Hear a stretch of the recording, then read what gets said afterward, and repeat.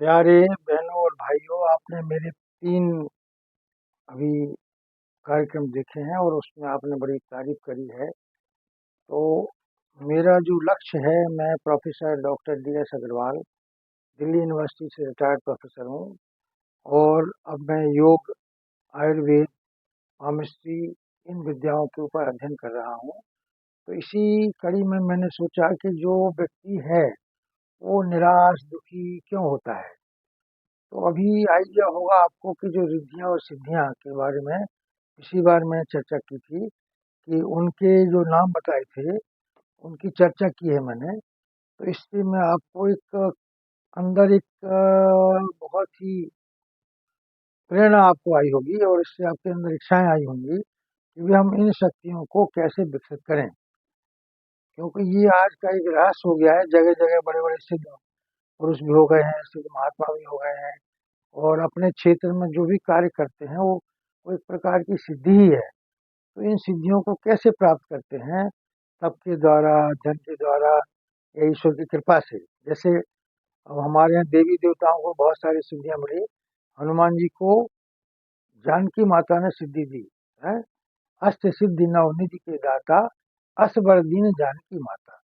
तो मेरा भी उद्देश्य यही है कि आपको कैसे रास्ता दिखाऊं और अपने जीवन में तरह-तरह की हर व्यक्ति खोज करता रहता है और हर व्यक्ति को खोजी होना भी चाहिए, क्योंकि जब उसको शरीर प्राप्त हुआ है, तो उसमें तमाम तरह की शक्तियाँ विद्यमान हैं। लेकिन वो शक्तियाँ अंदर आपके रहती हैं, लेकिन हम उसको खोज नहीं पाते हैं। तो उस माध्यम से मैं चाह रहा था कि आप स्वाध्याय करो, स्वयं ग्रहण करो, ज्ञान को प्राप्त करो और जो भी मेरे से छोटा-मोटा ज्ञान मैं आपको दे सकता हूँ, मैं आपको देना चाहता हूँ, जो मैंने अनुभव किया है। सबसे पहले जैसे मैं अपना जीवन का अनुभव बताऊँ, कि मैं एक साधारण विद्यार्थी था, लेकिन मैंने तप के द्वारा, सिद्धियों के द्वारा, अध्ययन के द्वारा पूरे विश्वविद्यालय में एक टॉपर बन गया मैं और उसके बाद मुझे तमाम प्रकार के नौकरियाँ मिल गईं, दिल्ली यूनिवर्सिटी में मिल गई, इनकम टैक्स डिपार्टमेंट में मिल गई, चार्ट अकाउंटेंट बन गया मैं, लॉ कर लिया। तो ये सब क्या है, एक तप है, लेकिन तप के साथ-साथ आपकी ईश्वर की कृपा भी होना चाहिए। तो जो आपके अंदर जो 7 प्रकार के चक्र हैं, वो हमारे शरीर से अगर हम शुरू करते हैं, तो हर व्यक्ति को शरीर लगभग एक सा मिलता है। कुछ लोग ऐसे होते हैं जो बचपन से अपंग होते हैं, कोढ़ी होते हैं, कुछ होता है, तो ये उनके अपने कर्म का कारण होता है। तो मैं यहाँ ये दिखाना चाहता हूँ आपको, इन चक्रों के द्वारा किस प्रकार से आप अपनी कुंडलिनी शक्ति को, ज्ञान शक्ति को वर्धन कर सकते हैं। तो जब ये शक्तियाँ जागृत हो जाती हैं, तो तमाम प्रकार के एक व्यक्ति में विलक्षण बुद्धि आती है। उसकी स्मृति बहुत अच्छी हो जाती है। बहुत से जैसे हमारे यहाँ अ, बहुत से संत महात्मा हैं जो अपने हाथ दिखा के उनको जो आजकल लोग कहते हैं भाई रेकी विद्या है और विद्याएँ हैं, तो विद्या तब से प्राप्त होती है। तो मैं चाहता हूँ कि आप इनको किस प्रकार से अपनी 100 वर्ष की आयु में 100 प्रकार के तप करके 100 प्रकार के सिद्धियाँ प्राप्त कर सकते हैं। तो सफलतापूर्वक इनकी सबसे पहली आप शरीर को ठीक करें। शरीर ठीक रहेगा तो आपको सब कुछ आनंद मिलेगा। तब आप ज्ञान प्राप्त कर सकते हैं, धन प्राप्त कर सकते हैं। तो हमने इसका 100 अच्छी बातों का लक्ष्य रखा है।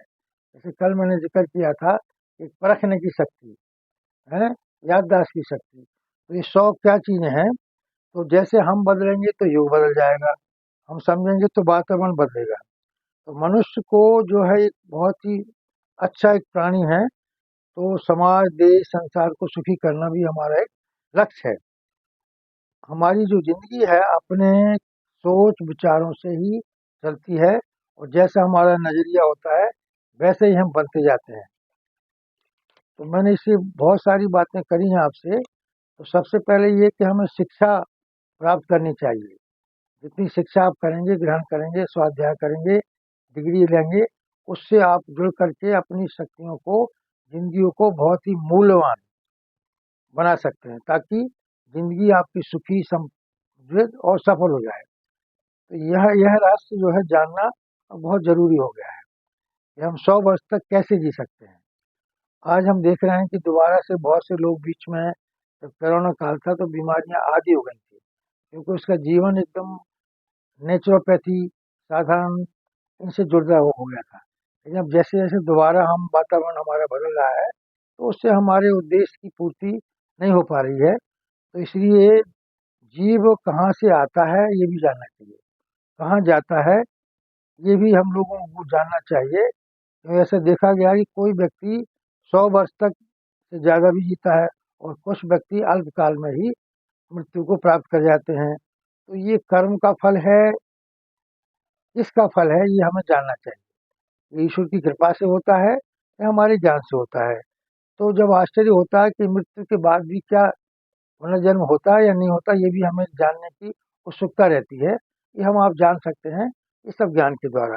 तो मेरा ये माध्यम ये है कि जैसे हमारे बहुत सारे संत महापुरुष हुए हैं, शिवानंद स्वामी हुए हैं, तुलसीदास जी हुए, तो इन लोगों ने क्या किया।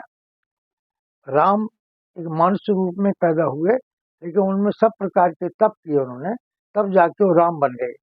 नहीं तो एक साधारण मनुष्य थे। तो इसी प्रकार से अगर हम एक बहुत अच्छे सिद्ध पुरुष बनना चाहते हैं, तो हमें जानना चाहिए कि सिद्धियां को कैसे साधन में लाया जाए।